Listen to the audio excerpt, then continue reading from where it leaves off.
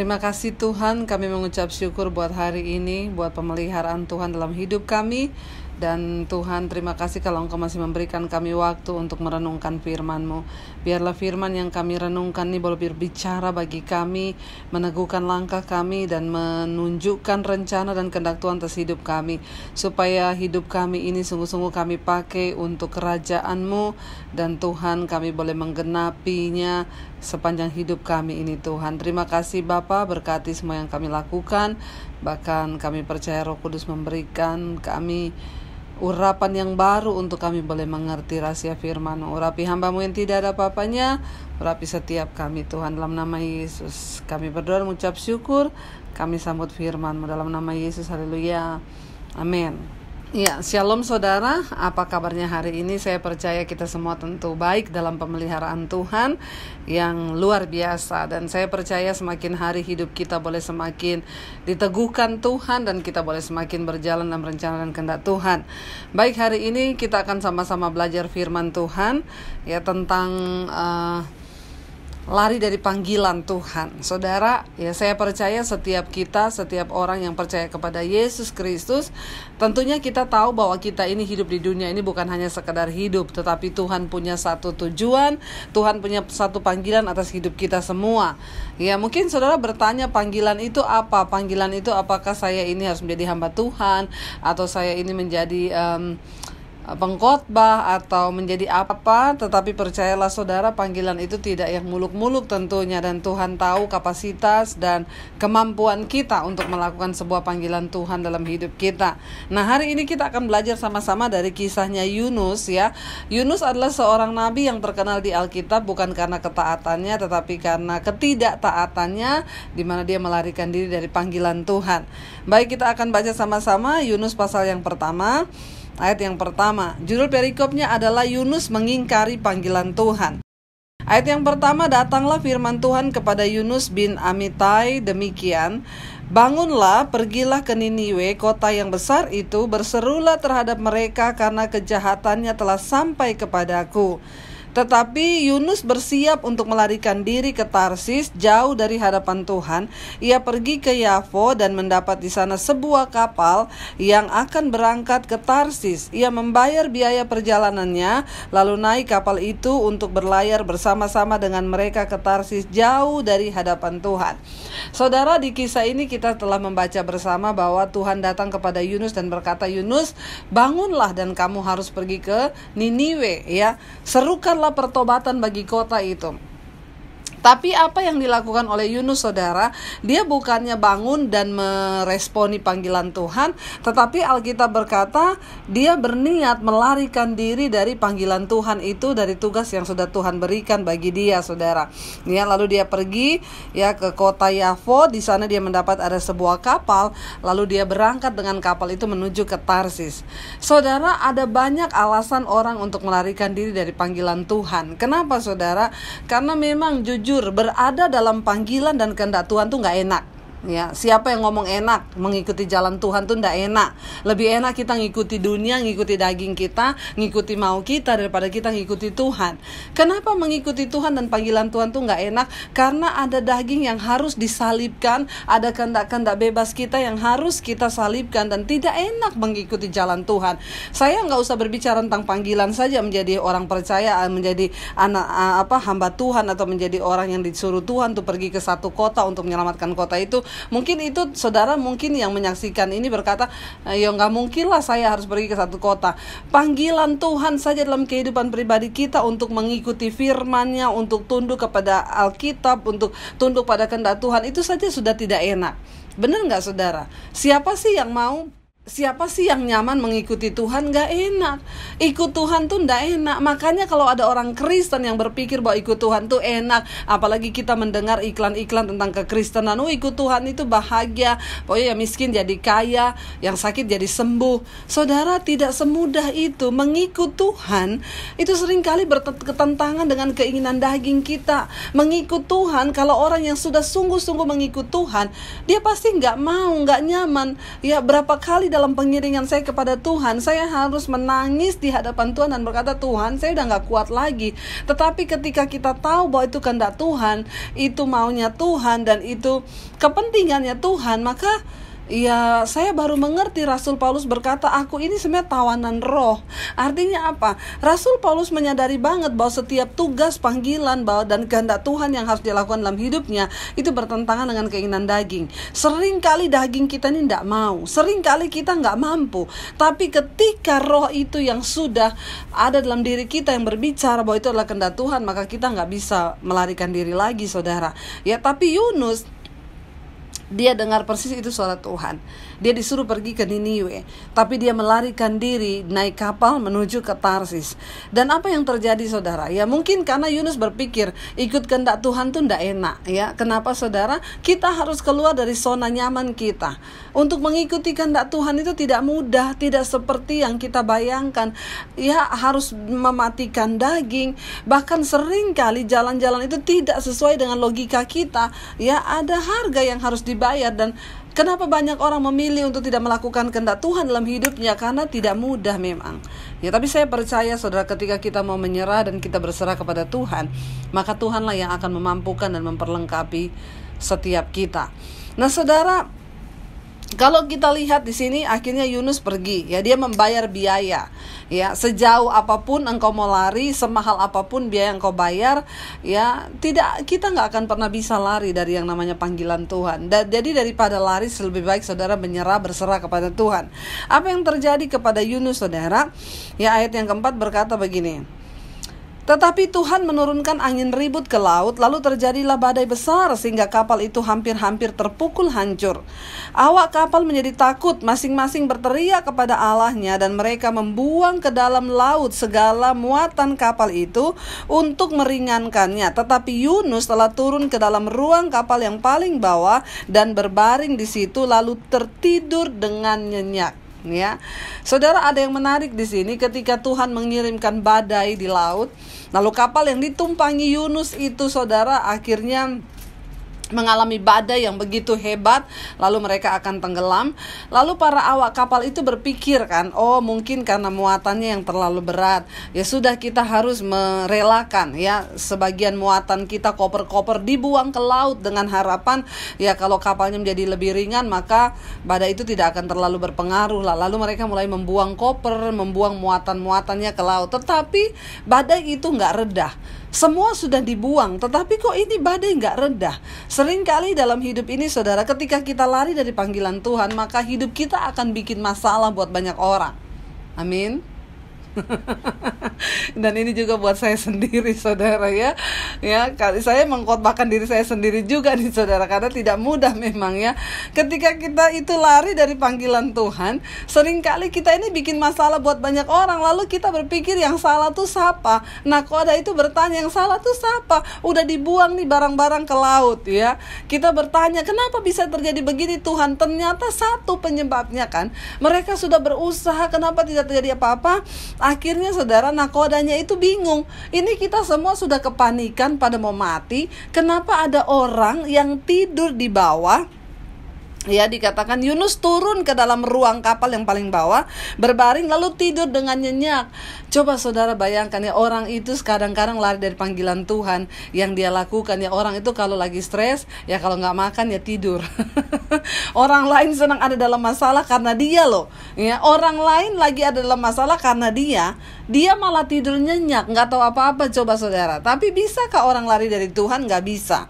Lalu apa yang terjadi? Ayat 6 berkata, datanglah nakoda mendapatkannya sambil berkata, ya, nakodanya berkata, bagaimana mungkin engkau tidur begitu nyenyak? Ya, bangunlah, berserulah kepada Allahmu, barangkali Allahmu itu akan mengindahkan kita sehingga kita ini tidak binasa.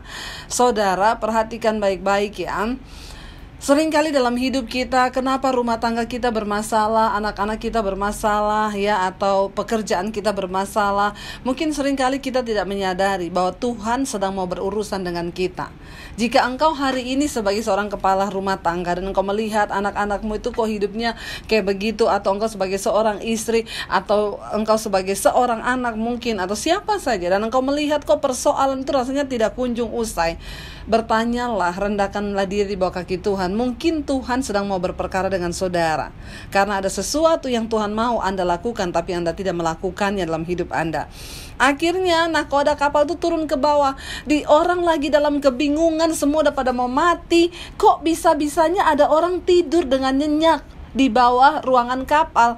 Lalu dia bilang, "Hei kamu, enak aja kamu tidur di sini ya. Kamu berdoa kepada Allahmu itu. Mungkin dia bisa menyelamatkan kita dari gelombang besar ini." Saya tahu saudara, Yunus dalam hatinya pasti ngomong begini, doa apa? Lu gak tahu ini, saya ini justru lagi bermasalah. Saya ini melarikan diri dari Tuhan. Saya percaya saudara, artinya makna rohani yang kita bisa dapat sini. Seseorang, kalau dia sedang melakukan dosa, ya, dosa apapun itu, mungkin engkau lari dari panggilan Tuhan, mungkin engkau lari dari kebenaran, engkau sedang hari ini menyimpan satu dosa, ya, dosa apapun itu, persinahan, perselingkuhan, atau kepahitan, engkau tidak akan tenang dalam hidupmu. Sekalipun engkau mencoba bersembunyi dimanapun, maka saudara, akan ada sesuatu yang mengejarmu. Tuhan akan mengejarmu sampai engkau benar-benar beres. Saya yakin orang-orang yang hidup dalam dosa hari-hari ini, yang masih menyimpan sesuatu, hidupmu gak akan tenang. Daripada engkau tidak tenang, engkau mau tidur dimanapun, bersembunyi di bawah kapal sekalipun, Tuhan akan tetap cari. Jadi daripada engkau melarikan diri dari kehendak Tuhan, lebih baik hari ini bertobat. Amin. Lalu di sana dikatakan, ya, berserulah engkau kepada Allahmu, siapa tahu Allahmu bisa menolong dan kita tidak binasa. Ayat 7. Lalu berkatalah mereka satu sama lain, marilah kita buang undi supaya kita mengetahui karena siapa kita ini ditimpa oleh malapetaka ini. Mereka membuang undi dan Yunuslah yang kena undi. Saudara, ini orang-orang kapal adalah orang-orang yang sudah biasa berlayar dengan kapal. Mereka juga kan pasti sudah terbiasa mengalami gelombang badai yang begitu besar. Tapi kenapa hari itu mereka akhirnya sampai pada satu kesimpulan bahwa ini ombak udah tidak wajar. Ini kayaknya ada orang yang bikin dosa di sini, ya. Mereka sampai akhirnya, loh saudara, mereka kan pelaut. Mereka itu kan orang-orang yang sudah biasa berlayar nahkoda kapal. Tapi kenapa mereka sampai akhirnya berpikir ada orang berdosa di kapal ini? Berarti kan itu badai yang sudah tidak biasa, itu badai yang hampir membinasakan mereka semua. Sampai akhirnya mereka berkata, kita buang undi lah. Siapa yang berdosa di antara kita? Saudara, ya mungkin hari-hari ini ada orang yang berkata begini, jangan apa-apa dikit-dikit dikaitkan sama dosa. Ada orang mengalami kesialan karena dosa, ada orang mengalami bencana, oh ini karena dosa. Tapi ini pernah terjadi. Jadi tidak ada salahnya juga kalau kita mengalami sesuatu, lalu kita introspeksi diri. Mungkin benar ada dosa dalam diri kita. Nggak apa-apa, bukan mau menghakimi. Tapi ini pernah terjadi kan di dalam kisahnya Yunus ketika dia mau melarikan diri. Akhirnya para nahkoda kapal itu yang berkata, ya kita buang undi lah. Udah gak biasa nih, pasti ada orang yang berdosa di antara kita. Akhirnya, ya, Yunus yang kena undi, saudara. Ya, bayangkan undi dibuang, Yunuslah yang kena undi. Lalu apa kata mereka? Saudara, ayat yang ke-8 berkata begini, berkatalah mereka kepadanya, beritahukanlah kepadanya, ya, beritahukanlah kepada kami, kata mereka, karena siapa kita ini ditimpa oleh malapetaka ini? Apa pekerjaanmu dan dari mana engkau datang? Apa negerimu dan dari satu bangsa manakah engkau? Sahutnya kepada mereka, nih Yunus ngomong nih ya, Yunus ngomong kepada nahkoda dan semua orang yang ada di situ. Yunus berkata begini, aku seorang Ibrani, aku takut akan Tuhan, Allah yang empunya langit, ya, yang telah menjadikan lautan dan daratan. Orang-orang itu menjadi sangat takut, lalu bertanya kepadanya, apa yang telah kau perbuat? Sebab orang-orang itu mengetahui bahwa ia telah melarikan diri jauh dari hadapan Tuhan.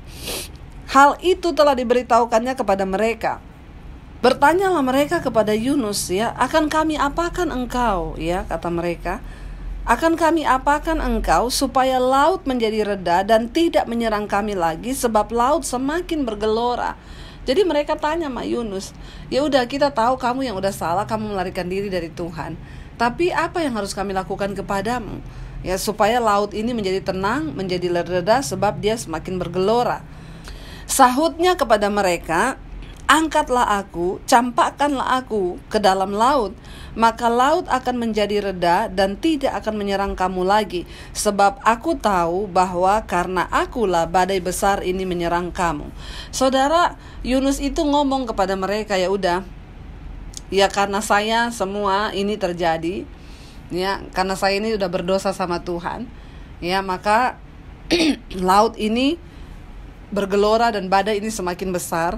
Ya sudah, saya ini tahu, ya. Jadi karena saya, makanya ya lemparkan saja saya ke laut.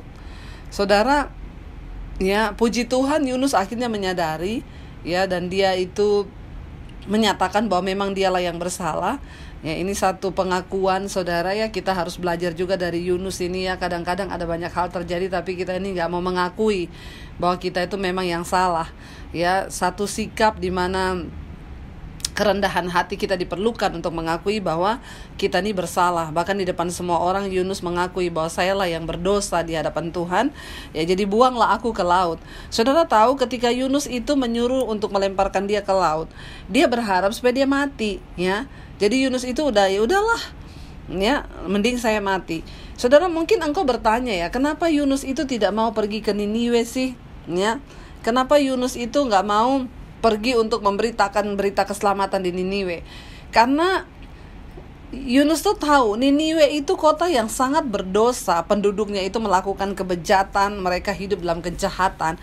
Jadi Yunus tuh berpikir nggak layak, ya, mereka itu diselamatkan, ya. Buat Yunus itu, ya udah, Tuhan mending hukum aja biar mereka mati gitu, ya. Ngapain sih, percuma juga saya ini mau memberitakan kebenaran, pasti juga percuma, mereka nggak akan bakalan dengar. Saudara, seringkali memang, ya, kita nih sebagai hamba-hamba Tuhan, ya, kalau saya tuh punya prinsip begini, saudara, saya mau melayani orang yang mau untuk dilayani. Kalau buat orang Kristen, ya, kecuali dia yang belum mengenal Tuhan.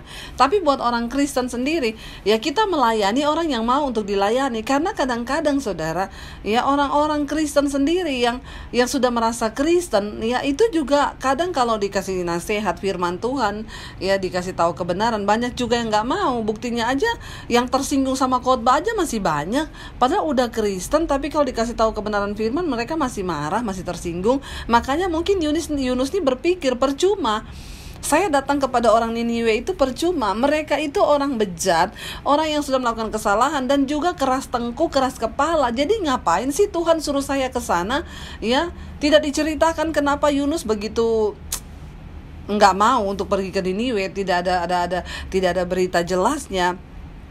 Ya, tapi kita tahu bersama, Yunus pokoknya dia berpikir, ya udah, mereka itu layak mati, layak dihukum lah, nggak usah bertobat, saudara. Ya, memang kita ini sebagai manusia kadang kalau lihat orang itu udah bejat banget, ya, kita rasanya nih orang kok, ya, nggak dihukum-hukum Tuhan, yang mending Tuhan hukum aja. Apalagi kita, saudara, ya, kalau ada orang yang berbuat jahat sama kita tahu kan firman Tuhan berkata kita harus mendoakan orang yang berbuat jahat pada kita. Tapi kan tidak sedikit dari antara kita juga yang berkata, Tuhan kayaknya nggak pantas saya berdoa buat dia, orangnya itu udah jahat banget, Tuhan ngapain saya berdoa buat dia? Ya, saudara, kita harus belajar dari kisahnya Yunus di sini bahwa Tuhan juga mengasihi orang berdosa. Dan siapa tahu, saudara, ya, ketika kita memang sungguh-sungguh mau melakukan firman Tuhan, maka ada keselamatan lah buat mereka, saudara, ya. Jadi kita taat saja kepada Tuhan. Akhirnya Yunus berpikir, ya, dia pengen mati aja. Tapi saudara, percayalah, ya, mau sejauh manapun kita melarikan diri dari kehendak Tuhan, dari kebenaran atau dari panggilan Tuhan, maka kita akan tetap dikejar oleh Tuhan. Kita harus berurusan secara pribadi dengan Tuhan. Ya, saudara lihat tadi, semua koper udah dibuang ke laut, tapi enggak, ya, mereka tahu, Tuhan tahu, Yunus lah yang harus berurusan secara pribadi dengan Tuhan. Dan pada akhirnya Yunus dibuang ke laut, dia berpikir, saya biar mati aja. Loh, saudara tahu kenapa Yunus itu kepengen dibuang ke laut? Harapannya, ya udah, saya mati aja daripada saya hidup tapi saya tidak mau melakukan apa yang Tuhan mau, ngapain gitu, ya. Angkatlah aku, kata Yunus, ayat 12, campakkanlah aku ke laut, maka laut akan menjadi reda dan tidak akan menyerang kamu lagi. Sebab aku tahu bahwa karena akulah badai besar ini menyerang kamu. Lalu berdayunglah orang-orang itu dengan sekuat tenaga untuk membawa kapal itu kembali ke darat, tetapi mereka tidak sanggup sebab laut semakin bergelora menyerang mereka. Jadi orang-orang itu, nakoda kapal dan seluruh anak buah kapal dan mungkin para penumpang yang ada, mereka juga nggak tega membuang Yunus di tengah laut yang saudara bisa bayangkan kalau saudara pernah naik kapal itu di tengah laut dan gelora ombak yang begitu besar. Mereka tahu kalau mereka buang Yunus ke laut maka Yunus pasti mati. Makanya mereka tuh nggak tega, mereka berusaha untuk balik dululah kita ke darat. Cobalah kita gayu perahu ini, ya siapa tahu kita masih bisa pulang ke darat, udah selesailah. Enggak saudara, tetapi ternyata mereka enggak mampu. Dan badai itu semakin bergelora menyerang mereka, semakin besar badai itu menyerang mereka. Lalu berserulah mereka kepada Tuhan, katanya, "Ya Tuhan, janganlah kiranya Engkau biarkan kami binasa karena nyawa orang ini, dan janganlah Engkau tanggungkan kepada kami darah orang yang tidak bersalah, sebab Engkau Tuhan yang telah berbuat seperti yang Kau kehendaki." Mereka merasa kalau mereka membuang Yunus ke laut, mereka membunuh orang yang tidak bersalah. Makanya mereka bilang, "Tuhan, kami ini terjepit. Apa yang harus kami lakukan?" Yang pertama, mereka berdoa, jangan biarkan kami binasa karena badai ini. Yang kedua, kalau kami buang orang ini ke laut, jangan tanggungkan darahnya kepada kami. Saudara, seringkali Tuhan itu mengizinkan sesuatu terjadi kepada kita yang mungkin bahkan kita rasa itu sangat mengecewakan mungkin ya, atau tidak berperi kemanusiaan. Bayangkan Yunus harus dibuang ke laut. Seringkali Tuhan tuh tega, ya, mengizinkan kita masuk dalam satu situasi yang, aduh kok tega banget ya orang itu lakukan ini kepada saya. Aduh kok tega banget ya, kenapa dia berbuat ini kepada saya. Sebenarnya tujuannya satu, cuman supaya engkau kembali kepada kehendak Tuhan. Jadi berhentilah menyalahkan sekelilingmu. Berhentilah menyalahkan orang-orang, ya. Kalau Yunus berkata mungkin ya, tega banget lu ya, kenapa kamu tega berbuat kayak begitu sama saya nggak nyangka loh. Tapi saudara percaya kenapa ya Tuhan izinkan sesuatu yang tega menimpa kita, supaya kita kembali kepada kehendak dan panggilan Tuhan dalam hidup kita. Jadi berhentilah menyalahkan keadaan, berhentilah menyalahkan orang-orang di sekeliling saudara yang mungkin akan menyakiti saudara, sebab seringkali Tuhan izinkan itu terjadi. Saya terlalu percaya Alkitab berkata Allah itu turut bekerja di dalam segala perkara untuk mendatangkan kebaikan bagi hidup kita. Ya, akhirnya ayat yang ke-15 berkata begini saudara ya. Kemudian mereka mengangkat Yunus lalu mencampakkannya ke dalam laut, dan laut berhenti mengamuk ya. Lalu laut berhenti mengamuk ya ketika mereka membuang Yunus ke dalam laut. Ya, aneh kan saudara? Saudara bisa bayangkan ya kalau kita mengalami itu, mungkin wow ya, berarti benar ya Tuhan kalau sedang berurusan dengan seseorang tidak bisa diwakili oleh siapapun ya. Dan tidak akan berhenti gelombang dan badai itu sebelum engkau menyerah kepada Tuhan. Mungkin hari ini engkau sedang berkata, kenapa gelombang persoalan hidup itu selalu datang menerpa, kayaknya tidak pernah berhenti. Mungkin saudara, engkau belum sungguh-sungguh berserah pada Tuhan. Tapi badai itu akan berhenti ketika engkau datang kepada Tuhan. Engkau tersimpuh di kakinya dan berkata, Tuhan, ini hidupku Bapa, aku meserahkan semuanya ke dalam tangan kasih kuasa-Mu. Ya, ketika laut itu berhenti mengamuk, ayat 16 berkata, orang-orang itu menjadi sangat takut kepada Tuhan, lalu mempersembahkan korban sembelihan bagi Tuhan, serta mengikrarkan nazar. Ya, mereka takut, ya iyalah takut melihat yang seperti itu. Tadinya gelombang besar mendera, lalu tiba-tiba ketika Yunus dibuang, reda langsung, berhenti langsung. Seringkali ada seperti sesuatu yang menjadi benang kusut dalam hidup kita. Kita merasa, kenapa saya nggak pernah selesai dari proses ini? Karena engkau belum masuk kepada rencana dan kehendak Tuhan yang sempurna. Jangan lari terus saudara ya, dan Tuhan akan terus mengejar ya. Lalu mereka menjadi sangat takut, dan akhirnya mereka mempersembahkan korban sembelihan bagi Tuhan serta mengikrarkan nazar. Maka atas penentuan Tuhan datanglah seekor ikan besar yang menelan Yunus, dan Yunus tinggal di perut ikan 3 hari 3 malam lamanya. Saudara, Ya, ada yang bertanya, ikan apa itu ya saudara? Kalau guru sekolah minggu dulu seringkali mengajarkan kepada anak-anak sekolah minggu, lalu datang ikan paus. Saudara, hati-hati ya. Di sini nggak ditulis ikan paus loh, tetapi ikan besar ya. Ya, karena atas penentuan Tuhan, maka datanglah seekor ikan besar. Mungkin ikan itu hanya ada pada zaman Yunus kali ya, karena hanya oleh penentuan Tuhan, ikan itu akhirnya menelan Yunus. Dan Yunus berada di perut ikan selama 3 hari dan 3 malam lamanya. Saudara, untuk membawa kita dalam panggilan Tuhan, sebenarnya kalau kita nurut aja, seringkali memang tidak masuk akal, gak masuk logika. Secara daging itu ada harga yang harus kita bayar. Tapi waktu kita taat saja, waktu kita berjalan saja, waktu kita menurut saja kepada kebenaran firman, waktu kita menurut saja kepada kehendak Tuhan, sebenarnya akan lebih mudah bagi Tuhan.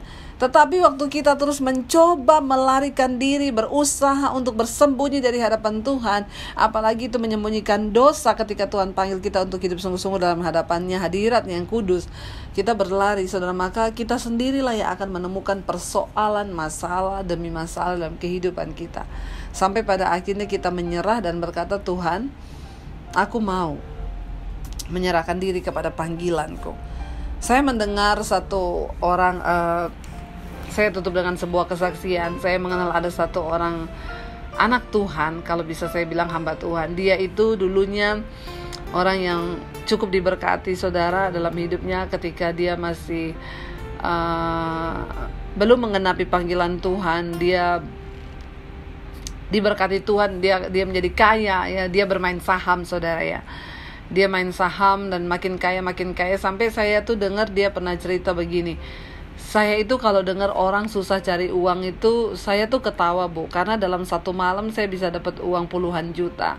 Ya, tapi akhirnya dia udah nggak melayani Tuhan. Tadinya dia dari masih muda dia melayani Tuhan, dia setia melayani Tuhan.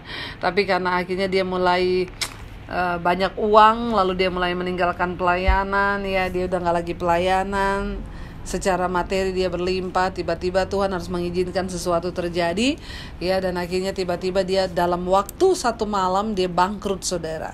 Ya, dia mengalami kebangkrutan dan akhirnya dia sampai mau bunuh diri, ya, karena dia pikir kalau dia bunuh diri anak istrinya bisa dapat uang asuransinya untuk melanjutkan hidup. Saudara bisa bayangkan dari orang yang ada dan tiba-tiba tidak ada, ya itu memang gak gampang, saudara ya. Kalau udah terbiasa miskin sih lebih enak ya, tapi ini udah terbiasa kaya lalu mau jadi miskin. Akhirnya dia mau bunuh diri dan lain sebagainya, sampai pada akhirnya Tuhan berbicara kepada dia, kalau kamu mau mengikuti panggilanku, kamu harus berangkat ke Papua. Ya, maka di sana kamu akan melihat jalan-jalan terbuka. Akhirnya dia berangkat ke Papua, ya, dan singkat cerita di sana Tuhan memberkati, dia buka usaha toko mebel, ya, lalu dia menjalani panggilan Tuhan. Tadinya dia berpikir saya mau ke Papua itu mau ngapain Tuhan ya. Tapi diizinkan dulu. Dia mengalami kebangkrutan, mengalami benar-benar gak punya apa-apa, memulai dari mungkin ya, dan akhirnya dia menyerahkan diri kepada Tuhan. Saudara, seringkali itu orang akan dibuat seperti itu supaya kita itu kembali menyerahkan hidup dan panggilan hidup kita kepada Tuhan. Tapi jangan tunggu seperti itu ya. Hari ini mari kita mulai berdoa apa yang Tuhan mau, dan akhirnya sekarang dia diberkati Tuhan luar biasa, saudara. Bahkan omsetnya bulanan itu bisa miliaran. Lalu dia mulai berdampak. Dia masuk ke pedalaman-pedalaman di Papua, dia masuk ke suku-suku yang terpencil ya. Dia bawa guru sekolah minggu di sana, dia bawa guru untuk mengajar anak-anak belajar ya, dia bantu alat tulis dan lain sebagainya, dan dia menemukan panggilannya di sana. Saudara, bukankah kita tahu dan menyadari bahwa hidup ini adalah untuk mengenapi panggilan Tuhan? Kita gak bisa hidup hanya untuk keinginan kita. Kita harus menyadari bahwa dalam hidup kita ada panggilan Tuhan, dan kita harus benar-benar mengenali panggilan itu dan menghidupinya, saudara.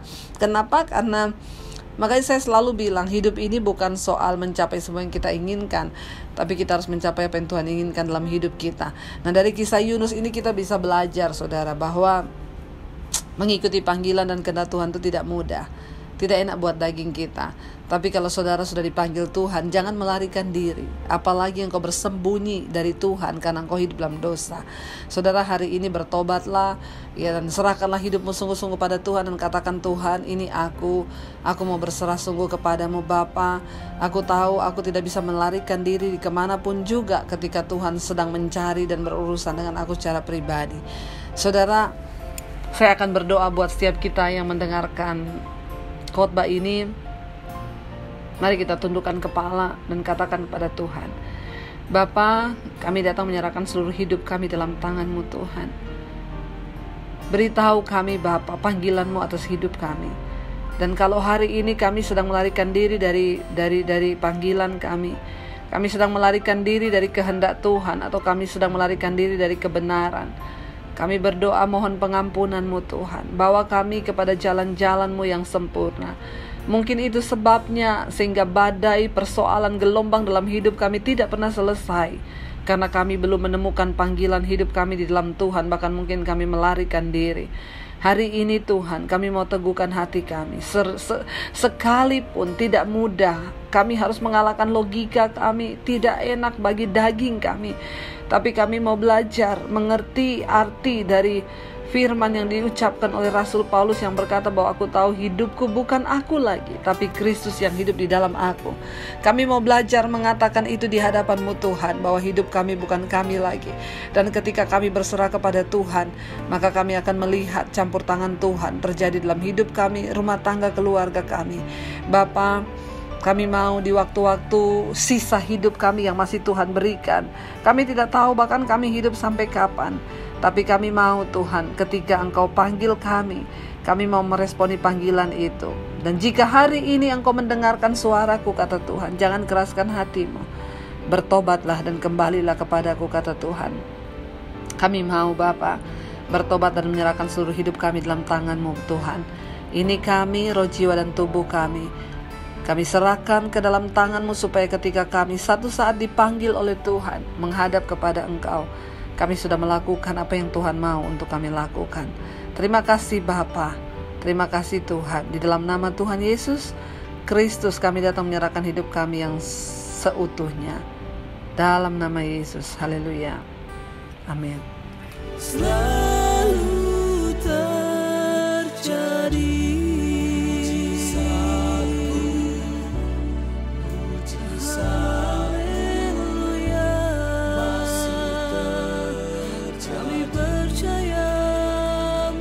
mujizat-Mu Tuhan, masih